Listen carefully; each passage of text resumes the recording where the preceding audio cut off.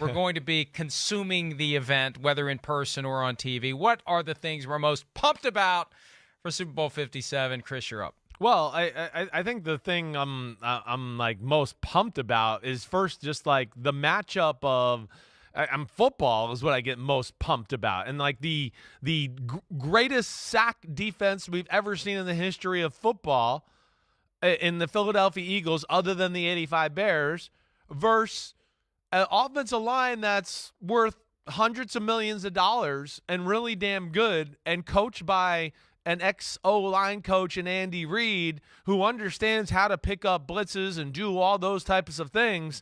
I'm interested to see that matchup right there. I know that's kind of basic or whatever, but man, that's going to be a key to the football game.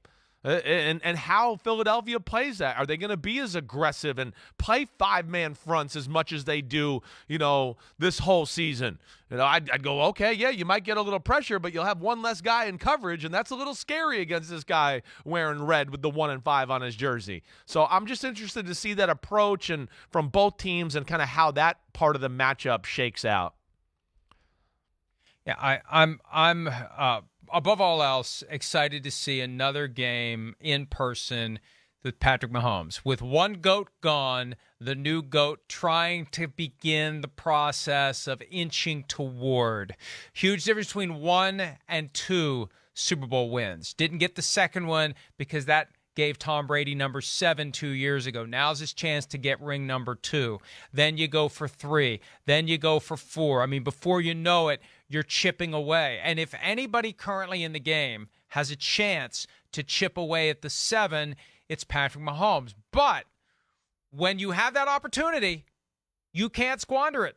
He's got to get number 2 now. It becomes infinitely harder to ever have a chance of catching him if you don't get number 2 now, and I think he knows it. That determination we saw from him in the AFC Championship to play through that injury, he knows the importance of getting the job done and getting that next championship. He knows how hard it's been, 3 long years since he got his first one. That quest for him to start down that path toward Tom Brady, that's what I'm most excited about. Yeah, that's it's a good one, and I'm with you there. I was, kind of tossing around my own thing, like maybe do I go with something. Mahomes he can't miss TV. He's, to me, up there as far as the most exciting sports athlete to watch in the world right now, certainly in our country, and the most popular one playing our sport, not named Tom Brady. And what he's doing to me is, in a lot of ways, I don't care that he didn't win the Super Bowls or have as many as Brady at this point. This is different. That's what's kind of cool. They're kind of doing it, not with machine robots like New England. This is personality and fun, and we just, hey, it's a big game, and we're going to show up and get it done. And it's all around this guy who's just makes shit happen at quarterback at 15, and it's not always about perfect game plan, and we run the ball up the middle, and we manage it. That's where it's different. It's because of him and how special he is. That's why they're there again. So I'm with you there. It can't miss that way. I guess the other thing I'm pumped about is I think kind of the fanfare around Andy Reid, the Andy Reid Bowl here. Just all of the, the pregame on Fox. I'm sure this is going to be a big part of just, hey, Andy Reid, his life in Philadelphia, the transition to the Chiefs, and the fact that, again, this is rare that this happens. I don't know, Mike, am I wrong to think that Dan Reeves is the only guy I can remember that's, coaching another team and playing against his ex-team in the Super Bowl that he, once brought to the Super Bowl? I think that's a really cool story, and, I'm pumped for Andy Reid that he's finally getting the notoriety as one of the best coaches we've ever seen. 24 years as a head coach, 14 with the Eagles and 10 with the Chiefs, and both teams in the past decade have gotten a Super Bowl win. But yeah, I think you're right. Reeves is the only one that's been in that situation. Next one for me is kind of the national stage for these Eagles because they're so different from the last Eagles. Different coach, different quarterback. I know there are some similarities, some players that are still there that were key part of the last team, Jason Kelsey, Lane Johnson, Fletcher Cox still there, etc. But the whole Jalen Hurts, Nick Sirianni, like the new kids on the block, just that whole, it elevates, it changes your perception when you go through that whole week of build up to a Super Bowl. And Hurts and Sirianni get etched into that short list of truly elite talent. Will they have staying power? Will it be a fluke? Will they build around Jalen Hurts?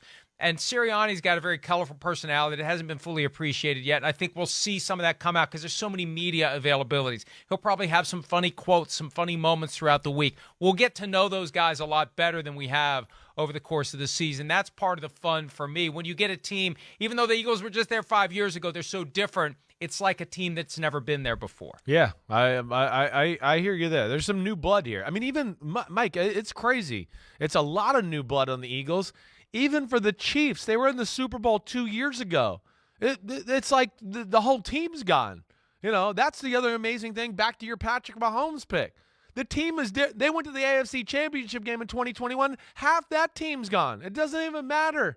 You know, there's a lot of cool personalities and I think some fresh stories that are, going to be fun for all NFL fans to kind of unpack next week. One more pick each in this very highly specific, detailed, analytical draft that we have for today. Chris, what do you have? But it's still fun. It is. I mean, that's why I've picked two football-y things, right, where I feel like I want to pick something else or at least something through there. You know what I'm going to say I'm pumped about? I'm pumped about my fellow North Jersey guy that I've known since he was a little kid, right? Went to my rival high school, used to see his little punk ass running around as a 7th and 8th grader with the water bottle and all that. And I say that with love. Greg Olsen announcing the game for Fox. Right, yeah, he went to my rival high school. His dad was my rival head coach, right, for Wayne Hills High School. Great family. Got tremendous respect for them. Tremendous respect for him as a player, and then what he has done as an announcer here. I mean, Greg Olsen's damn good. I really enjoy it. I wondered how quickly he can make the transition and how good he become. But, man, I enjoy the listen. He's very informative, and I'm pumped to see Greg Olsen in action Super Bowl 57.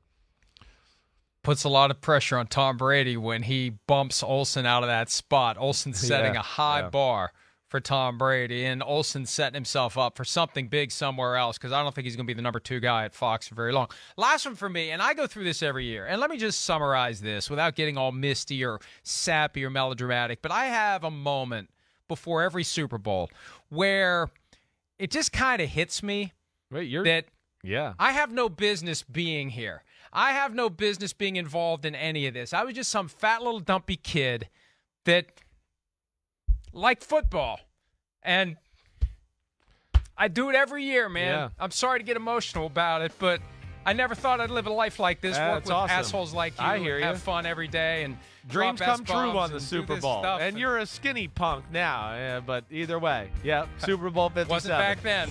Have a great day. See you tomorrow. Hi, it's Mike Florio. Thanks for watching PFT on YouTube. Hit subscribe for the latest news and analysis from Pro Football Talk.